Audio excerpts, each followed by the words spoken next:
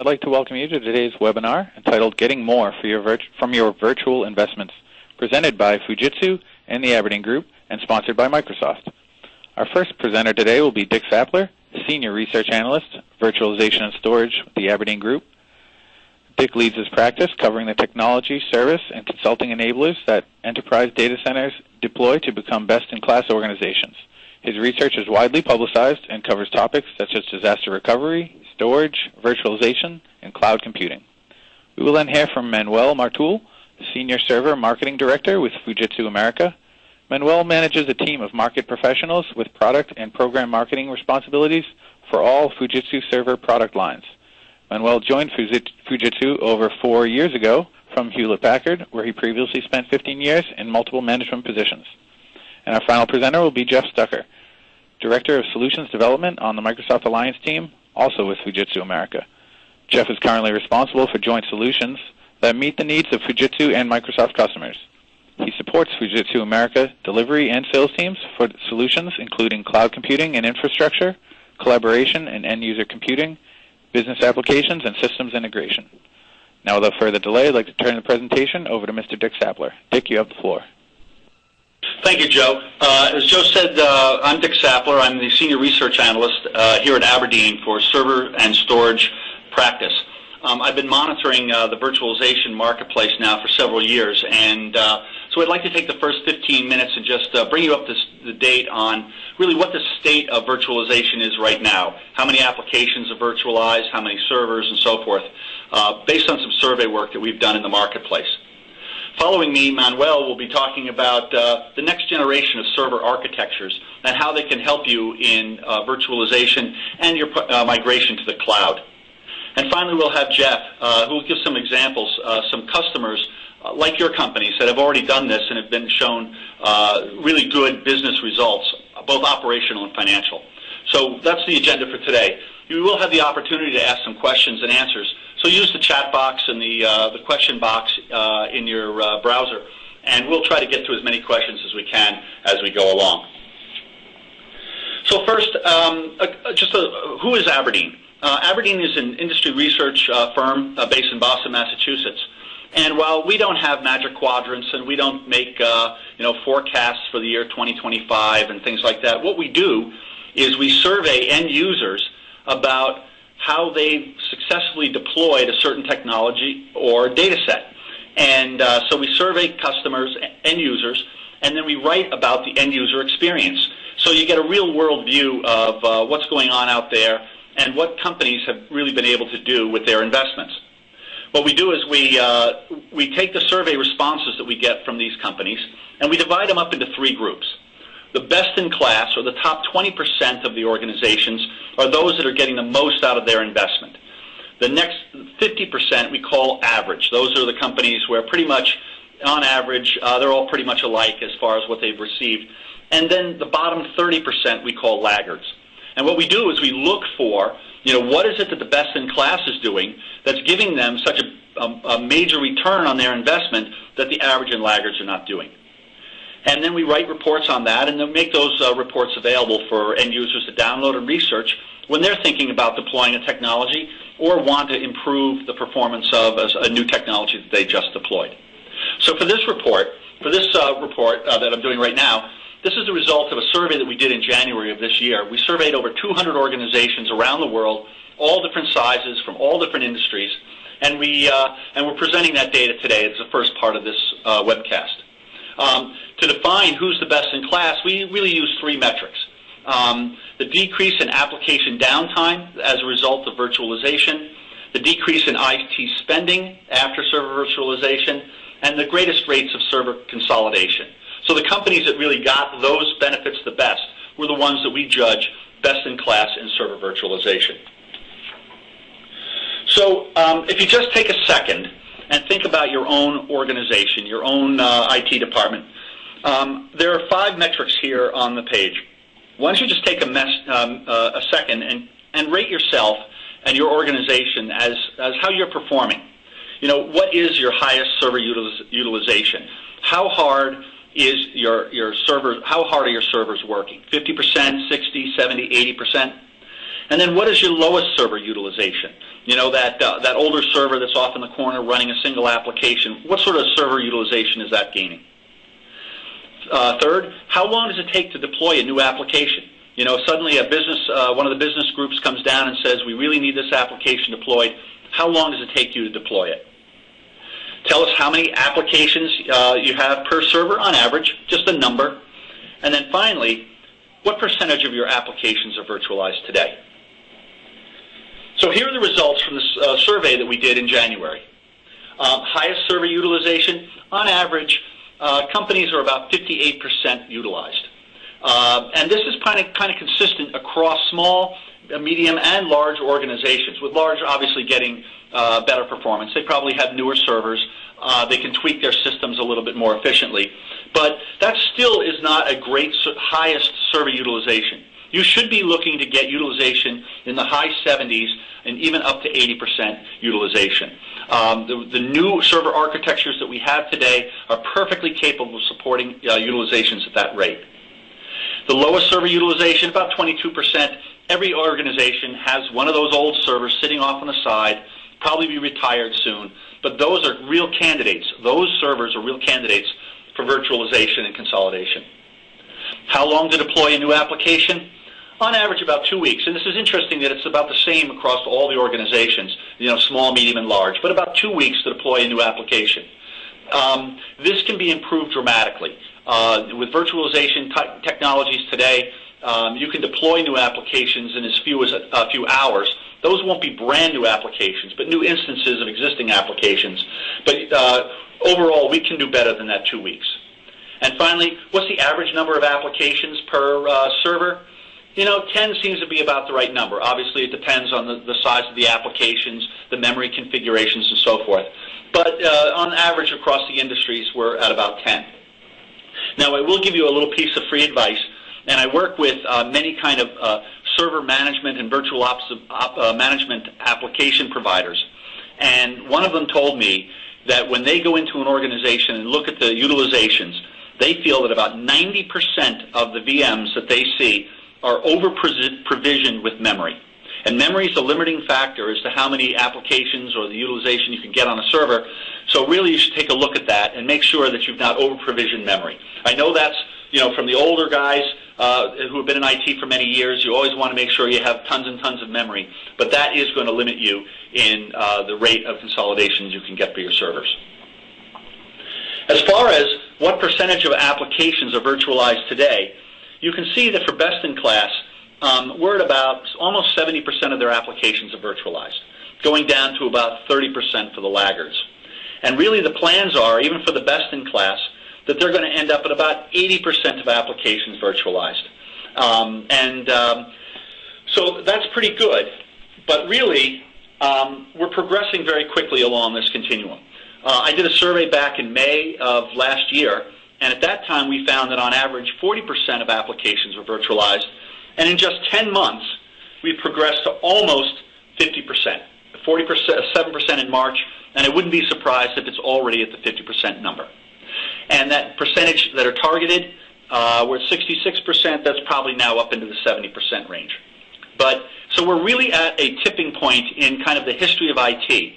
You have to start thinking of your environment now as being dynamic, that the majority of your applications should be virtualized, and now you can start taking advantage of a really dynamic infrastructure, of being able to get application mobility, high availability of automatically relaunching an application if a server goes down, automatic provisioning of being able to have applications spawned and then spun down quickly and easily. And finally, automatic resource allocation, the ability to allocate memory or additional cores to applications that really require them at key periods. So really, we should be targeting 100% application virtualization. There's, that for a while there was a question about, by virtualizing an application, is it really worth that little bit of overhead that's given to putting an application on top of a hypervisor? And very much for organizations that have highly virtualized environments, unanimously, they almost all agree that you should be thinking about virtualizing all of your applications. Now, today there are some limits on the size of the applications that can be virtualized. There's limits on the amount of memory. I think now for some of them, that's about 256 gigs of memory is the limit to how much you can allocate per VM, and a limit of about 8 cores. So but that will grow. And so obviously some of the larger applications like email and database, which you see in this report, are not highly virtualized today. Those will get virtualized and will gain the advantages of virtualization as the hypervisor software is capable of supporting larger and larger applications. So you should be thinking about virtualizing all your applications. There really are great advantages to it, of managing the dynamic environment that brings and the benefits that brings to your organization. Just a slide here, a quick slide on some of the best-in-class capabilities. You should have some real-time monitoring of your application performance. That's really the gold standard for IT. You shouldn't wait to get a hostile call from an end user saying that he can't get his application, that the application is down. You should know that before him. So you should be monitoring your applications in real time. And you should have processes for managing these applications with a dynamic infrastructure. You should have plans in place for, if this application goes down, how do you recover it? Which server has the excess capacity that you can spawn a new instance of that application and get that application back online? You can see that about 40% of the best-in-class organizations are utilizing that kind of capability. You should be measuring your virtualization success by your CPU and I/O utilization. There are many applications out there that you can use that can give you metrics, and how much of your memory, how many of your cores, what is the processing utilization of your server, and you should be gunning for that magic 80% number of server utilization. And by having an application like that allows you to get more capacity out of the investment that you make in your server hardware. And finally, you should have automated management of your virtual application performance. Really, you should set up what-ifs, and allow that application to dynamically add more cores, more memory to applications during critical periods, to move applications onto servers that are underutilized and so forth. This is harnessing the power that virtualization brings to your environment. And so finally, just, what are those benefits that you can get from a highly virtualized environment? Best in Class reported that after virtualizing their applications and servers, they were able to reduce their IT spending by 21%. Now, it's important to note that that 21% reduction was only in the amount of their IT budget that was dedicated to server and application support. That money didn't get given back to the company, and nobody lost their job. People were just reallocated to higher priority programs and projects within the IT organization. So really it gives the IT organization flexibility to meet kind of the new challenges of tomorrow. Change in application downtime. Best in Class were able to reduce their application downtime on average about 50%, versus obviously the laggards, really no change. The average downtime, the average length of downtime per event, Best in Class now report that it's less than an hour. The virtualization allows them to get their applications back up and running faster. And their longest downtime event, again, and this is over a course of 12 months, Best in Class on average was about 4 hours, but you can see the laggards were almost a full business day. So there really are benefits, great benefits to having a highly virtualized and dynamic infrastructure. And you should begin to think about this and plan for this as your architecture for the future. Okay. So at this point, I would like to turn the presentation over to Manuel Martul. He's the Senior Server Marketing Director for Platform Products for Fujitsu America, and he'll be talking to you about next-generation server architectures. Manuel? Thank you, Dirk. Good afternoon, good morning, or good evening, wherever you are. Thank you for your time today. I really appreciate this opportunity to talk to you about trends in the industry and some of the latest technologies that we're working with here at Fujitsu and with our partners in the industry.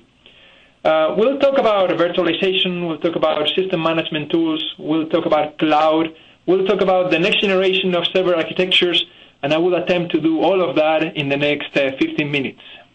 You will also have an opportunity to ask us questions later on, so I'm looking forward to that as well. So let's not wait any longer, and let's move on to the next slide. The first thing that I would like to mention is there's basically 2 or 3 key enabling technologies that we've seen and encountered these last few years that are really helping us provide a higher degree of flexibility and ease of use in computing deployments, really getting towards what we call a truly dynamic data center. Many of us marketeers have been talking about, call it whatever you want to call it, dynamic infrastructures or cloud environment, and this is probably an idea that has been in the industry for many, many years. So it's interesting to highlight one of the reasons why we think it's really gaining relevance now is because of the maturity and evolution of technologies like virtualization and also management tools and how important that role is as we move forward. So we will also spend a few minutes talking about management tools as well through the presentation. But when we look at virtualization and we look at what we've been able to accomplish for the last 5-6 years, we started obviously small with server virtualization. Then it got to a more distributed virtualization environment. And then we started talking not only about server virtualization, but then you need to start including storage, network. And as it got more flexible, then we really started to migrate towards what could be a private cloud environment. And then morphing from that or evolving to that could be moving to a hybrid cloud, and maybe the end result will be a public cloud environment. So as you could see, there's a lot of benefits that virtualization has enabled us to stay on this path as we move forward to get into such an environment. Some of the benefits, as you see in here, are mostly around server consolidation. If you think about server consolidation, we take it for granted, but you do reduce the capital expenditure every time that you obviously buy and run fewer servers, to the point where if you look at the running cost of servers, sometimes it is much more expensive to run and maintain a server than the initial investment that you had with the server. And through these consolidations, what you're able to achieve is a reduction not only in the amount of power, the cooling, but also the management overhead. So that has been a significant advantage and benefit from a virtualization standpoint. Other benefits would be the disaster recovery capabilities, being able to minimize the downtime, whether it is planned or unplanned, being able to use the virtual machines for other actions like running your test or development on a virtual machine. And then at the same time, even though we have gotten all this functionality, it gets more tricky on how you have to manage that environment. So you need to watch out, obviously, how do you prevent server sprawl, how do you manage a mix of both virtual environments and real environments, because you still have to manage your computer environment and these virtual machines. And how do you include not only the servers, but the storage and the network? So that's why, in my opinion, I mentioned that the management tools are also a key enabler and may turn into a huge competitive differentiator as you weigh your options in the industry. The next thing I would like to talk about is cloud computing. Cloud computing is an expansion of virtualization. If you think about it, it's probably the next logical step on how you deliver and consume basically computing resources. And there are things that you could do now with a cloud computing software that enables you to pay as you go based on your business needs, to set up an elastic and scalable environment, and not only scale up when you need it, but also to scale down when you don't need it. Part of the challenges we had in the past is in many instances you had computing resources running idle because you were allocating obviously for your peaks, but you were not really able to take advantage of those resources when you didn't have a peak.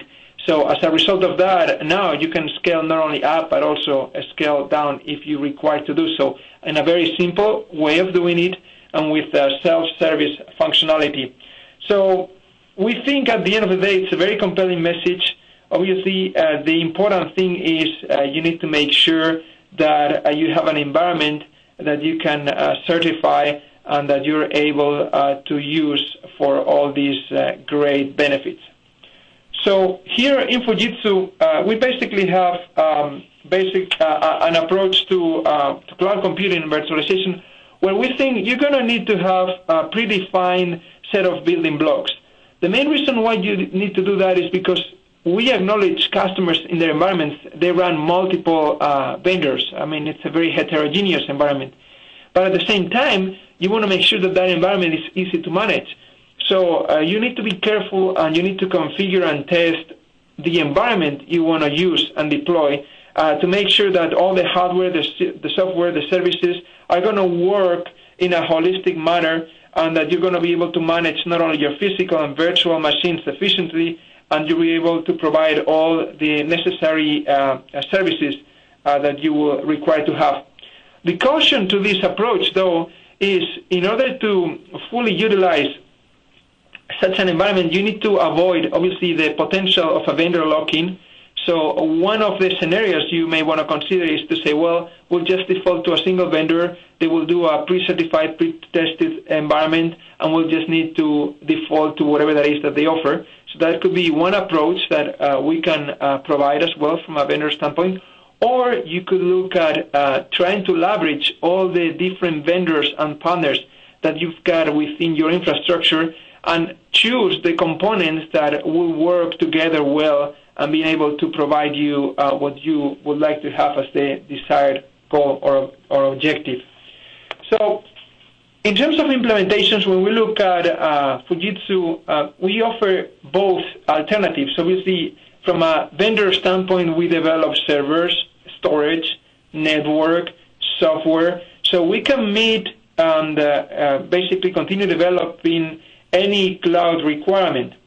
At the same time, we acknowledge that may not be the answer for everyone. So if you would rather have basically a heterogeneous environment, we do have very strong partnerships with many other global players, and our aim is to try to provide you with configurations that could help you meet your business requirements based on what you already have as an infrastructure. So depending on the level of pre-integration, we could offer multiple approaches. One would be to use, starting from the bottom of the slide and moving towards the upper part, start with an industry standardization initiative, like you may have heard of the Intel Cloud Builder program, where basically you could have some sort of like templates and just start deploying cloud on, let's say, on your own environment.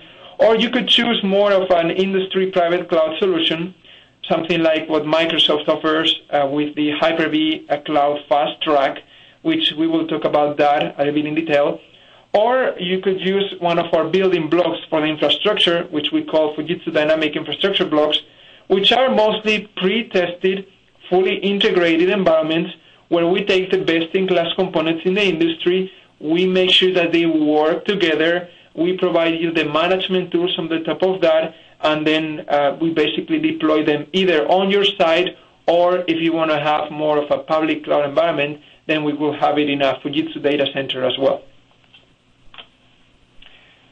So the dynamic infrastructure block is basically, as we mentioned, a predefined building block. So this will be a little bit of granularity on what we mean with that. It will be a response to the complexity of managing a heterogeneous environment, and it basically focuses on a self-contained resource pool of server, storage, and network, where you can dynamically provision and run applications. So you could customize these environments as templates for an SAP environment, an Oracle environment.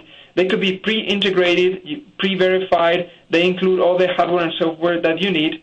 And in order to be able to manage this efficiently, then the next thing that you could do is you could consider, let's say, Microsoft Hyper-V Fast Track. So that will be sitting on the top.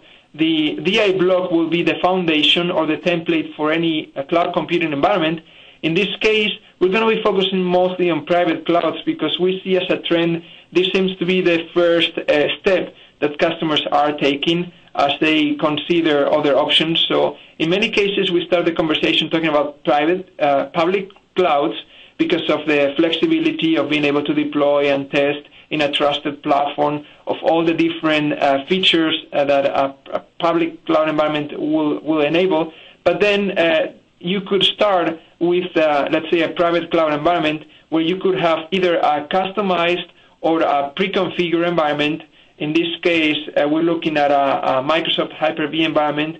This could be on-premise in your data center, and it will provide you basically all the functionality that you need in terms of deploying faster with pre-configured reference architectures, as we define them. We call them DI blocks, with quickly provisioned virtual machines, so being able to detect and adapt to failure within those environments, being able to have an open architecture for easy integration, be flexible in terms of size, and you could start small and then grow as your business needs grow. So from that perspective, the smallest component will be probably an easy virtualization in a box approach, which would be a self-contained environment, and then you can start growing from there.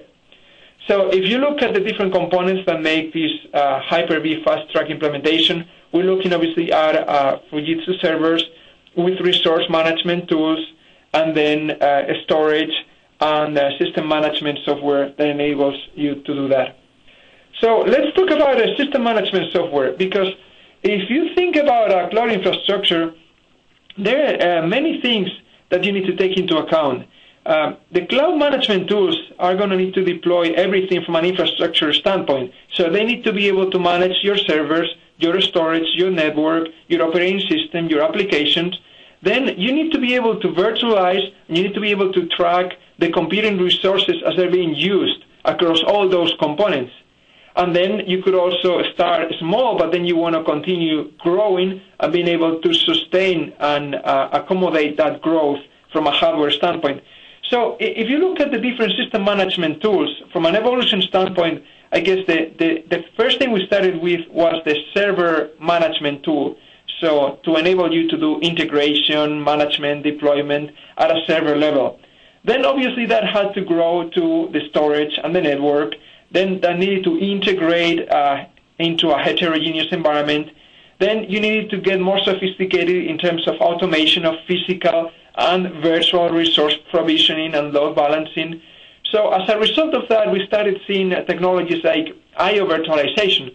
So an easy place to start was the Blade environment. In a Blade environment, then you could have, or now obviously on any server, you could have I/O virtualization technologies that enables you to replace a Blade or a server if it fails, or if you want to do some maintenance on it, without having to disrupt your SAN and your LAN addresses. So help you complement and extend what the hypervisors are capable of doing in terms of functionality. So we started small with the server management, then we moved into I/O virtualization, then we started deploying hypervisors. On the top of the hypervisors, then you need to have system management tools that enable you to manage both the physical and the virtual environment. So this will be what you see on this slide, an example of that. A HyperV resource coordinator would be a manager of managers, will be a single point of visualization where you could physically see your data center, your servers, see what blades, if this is a Blade environment, do you have running, what is running on each blade, and being able to deploy virtual machines and handle also your physical requirements across a selection or a multiple set of computing devices. On the top of that, obviously, we need to continue getting more sophisticated. So when you start looking beyond the systems, the servers, the storage, and the network, then you also need to be able to have what we call a resource orchestrator. The resource orchestrator then is the technology that enables you to orchestrate automatically additional resources out of the pool of resources that you have in your data center, being able to create logical definitions, being able to set up specific requirements. So you want to have a virtual server with so much CPU power and so much memory and I/O capabilities. So you're able to do all those things today. And then on the top of that, what makes this really, let's say, a private cloud deployment would be the functionality that enables you to catalog, to be able to bill for those services, to understand what the cost of each action and transaction is, to be able to have all the account information. So that's where you need to have a self-service portal, the effective use of your resources. And from that perspective, there's multiple functional areas that these sort of management tools enable you to do. And that's why I said before, I think it is critically important and a significant portion of the enablement of a cloud environment that you have really good management tools. So I think as we move forward, they're going to gain more and more relevance. And then, obviously, defaulting to the basic foundation, you need to have a good infrastructure. And I think in this area, we do have a lot to offer from a vendor standpoint. Obviously, we've seen an evolution from an architectural point of view where computers or servers keep on getting faster. The amount of cores per CPU continues growing. They're also very energy efficient. We've seen, obviously, deployments on racks and blades for cloud environments. And now we're starting to see as well a trend which is trying to strip out as much capital expenditure of the investment as possible from the beginning. So removing a lot of the complexity of the servers and having these massive scale-out environments where you're sharing the cooling, the energy infrastructure, so you could have high CPU density at but very efficiently and very, very cheaply. So this type of environments obviously require to consider things like software management, because you're starting to strip out a lot of the redundancy that you see on a rack system or on a blade. So that's what helps you minimize the cost. But at the same time, you need to be able to figure out how your disaster recovery capabilities would be like in an environment as such. So as you can look at our offering, our products are tailored to virtualization and cloud. So they're very well balanced. Right now we have the #1 results in terms of benchmarks for virtualization. So this infrastructure is very agile and flexible to cloud needs. Very well balanced architecture, as I mentioned. Very energy efficient. In average, we've seen about 20 to 30% better energy efficiency than other vendors in the industry, and highly reliable with basically very, very high uptime results. So with that, I would like to end up this part of the presentation basically with a few recommendations on how to go about an implementation. The first thing you may want to consider is look at your workloads and identify which ones you want to target first and implement for perhaps a long-term public cloud, or basically I would say starting with a private cloud based on your security needs, what type of application you would like to run, what sort of data you will have in those environments. Then, obviously, public cloud is an area we can also help you. It's not the focus of this webinar, but there's a lot to be said in there. And if you plan on creating a private cloud, which is basically most of what I have described in this presentation, then you may want to obviously evaluate the tools. What do you want to run from a virtualization standpoint? What sits on the top of virtualization? So what type of orchestration and what type of cloud middleware you're going to be deploying, whether or not you want to go as a scale-up environment or a scale-out or a massive scale-out, sort of like a cloud environment, and what sort of prepackaged solutions for the cloud you would like to consider. At the end of the day, obviously we realize in 15, 20 minutes that there's not much we can present to you, but should you, or if you want to have more details on all these things that we have discussed, we would like to encourage you to talk to a Fujitsu representative so that we can help you consider options, maybe give you some ideas on things that you may not have thought about, and try to help you architect the best solution possible.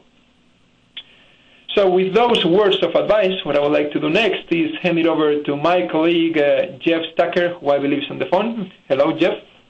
Hello. Hi, I'm Jeff Zucker, and I manage our relationship between Fujitsu America and Microsoft in the United States, and am heavily involved with our global team around cloud and related Microsoft technologies. We have, speaking of a global audience, we have folks on the call from all around the world, And we've got some examples in the Americas, in Europe, and in Asia of how what Manuel has been talking about and what we just heard from Aberdeen about the importance of management and virtualization and what benefits those can bring.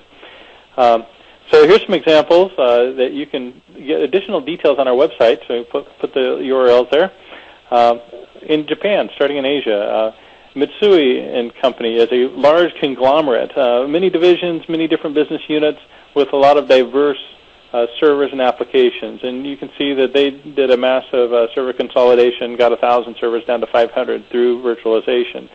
And that was a key goal, but they've let us know that wasn't the primary benefit of virtualization. It was just the server consolidation. It was because they really were interested in deploying a flexible and responsive IT infrastructure and respond to the business better, faster. And that was a key benefit that we're able to help bring them as they manage their applications and infrastructure. And the reason we're able to add that flexible management and responsiveness is because when they virtualized their infrastructure, they now had a common platform that all of their divisions could use, even though they're pulling in different applications and maybe different versions of operating systems. But with a common virtualization platform, then they could manage it all much more efficiently. That's a large customer example in Japan. We have a smaller customer out of Austria, the Mammut Sports Group. We're looking at virtualization for yet another reason, which was a bottleneck in their data storage. And that bottleneck was hurting them, and they could see that bottleneck really hurting them. It actually didn't, because they were able to take care of it as they wanted to grow, doubling their sales. That was their growth, and they knew that the only way that they're going to be able to respond to the business in order to support that growth from an IT standpoint was to enable the dynamic provisioning of those storage resources. So you've got server virtualization as well as storage management all integrated into a common framework and platform. And that's really a key benefit, is that responsiveness and ability to support growth that was a driver at Mammut. You can see the URL for that case study as well and read more details about the Mammut Sports Group. Another example, here's a company that you may not think of as a driver of technology innovation, a very conservative company manufacturing environmental and safety equipment, lots of compliance issues and needs to move slowly and methodically as they're manufacturing safety critical devices, and need to track that very carefully. So this particular group had a lot of legacy applications that were still in the process of upgrading, and it would only run on an older version of an operating system, and they really needed to add some efficiency to their business processes, even though they were moving in a plodding sort of fashion. Well, how do you manage that? You've got old legacy equipment, old legacy operating systems and applications that can't move to a new version without quite a bit of heavy lifting. Well, in the meantime, what they chose to do was to create a virtual environment that would sandbox their applications, running these critical applications, a very conservative approach to applying virtualization. Whereas they migrated their application, which was landlocked in Windows 2000, of all things, and put it inside a hypervisor running HyperV, hosted in Windows Server 2008 R2. So that environment there, Windows Server 2008, as a management environment, offered them the flexibility they needed. It was able to get their old applications and operating system onto that newer standard. And when they did their server refresh, as they rolled out the solution, great savings in terms of power and cooling and quietness for these servers. So they actually reduced costs in this effort, in this server refresh. So that's a great example of how, even with a conservative approach, the management benefits that overhead reduction of consolidating and virtualizing, and being able to give yourselves an environment that gives a little bit of breath of life into those older systems. So moving around the world here, we'll come to the Americas, where we've got an example of a large beverage distribution company, a global company who is really seeking to change the name of the game through self-service customization at the point of sale. This company is wanting to give their customers more choice and selections. So whereas before you may have half a dozen to a dozen flavors to choose from, you can now mix and match your flavors of beverages on the fly through a set of devices. We're actually helping them build with touchscreen interfaces and monitoring and management tools. The interesting thing about this is a distributed solution where you've got devices scattered around many different locations across the country and then around the world as this solution gets rolled out.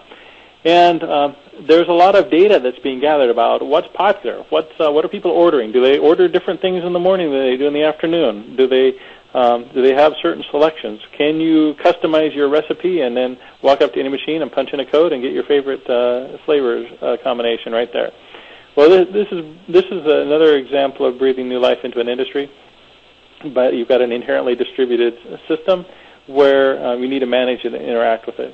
So what we put together for them is at the center of this is a virtualized group of servers running Windows Windows Server, running Microsoft System Center, and HyperV is the virtualization environment.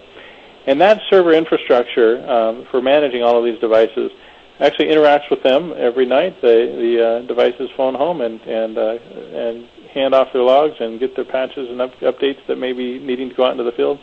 And there you've got a very interactive distributed system.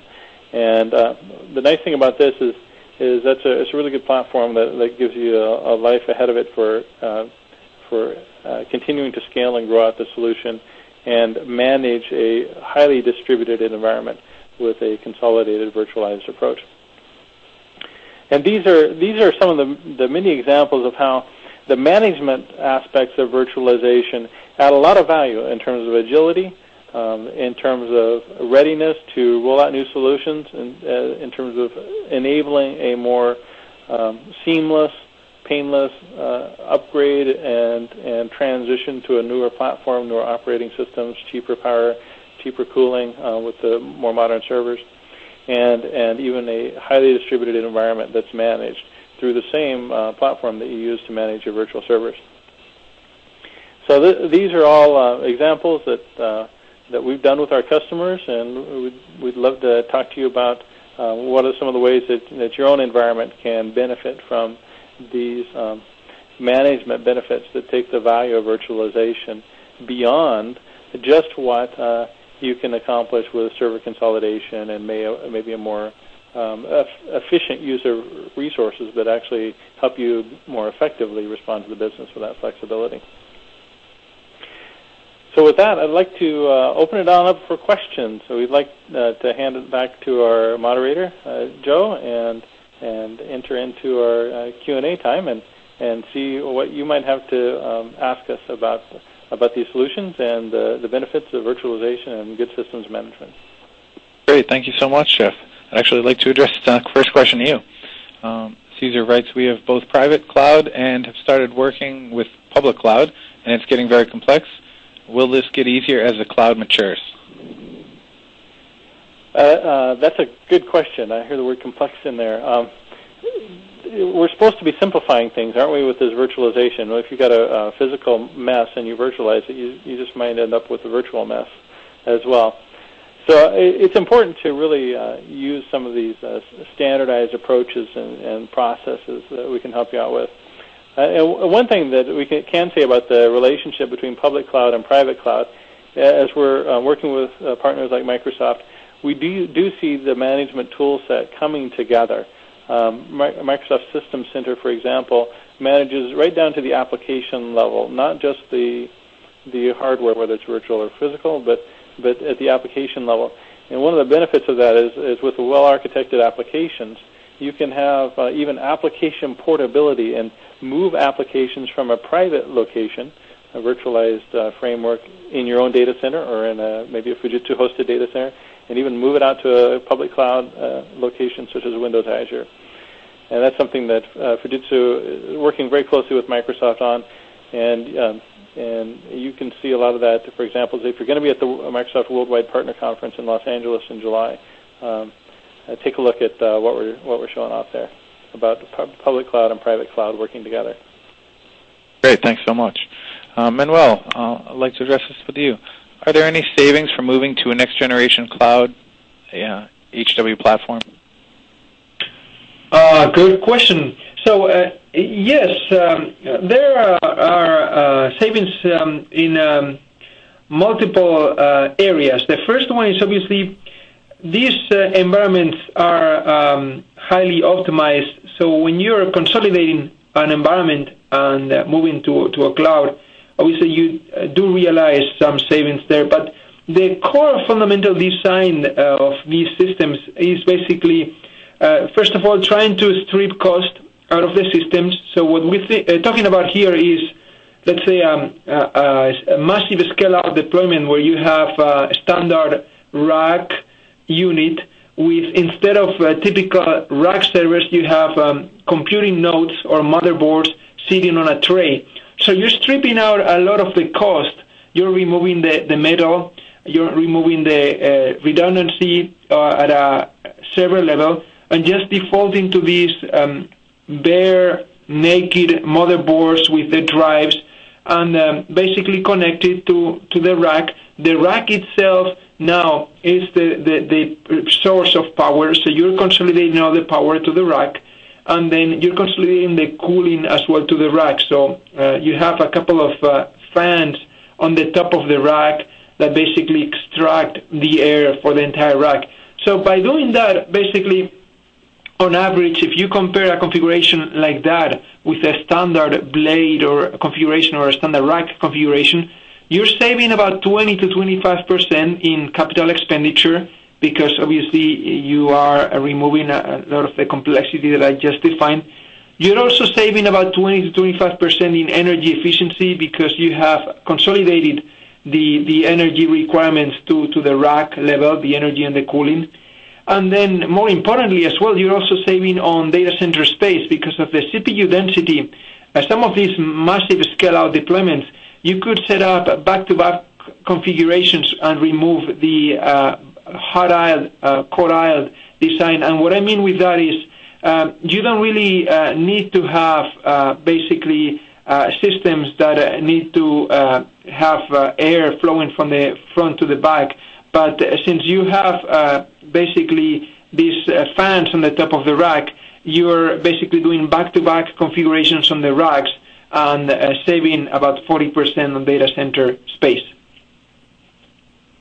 Great, thank you, Manuel. I'd like to ask Jeff the next question. Caesar writes, how do Fujitsu Resource Coordinator and Microsoft System Center work together? I thought System Center already managed all the physical and virtual stuff. Good question. Yes, and whoever wrote that question, they're right. The System Center suite does manage both physical and virtual environments, and that's one of the benefits that Microsoft is promoting.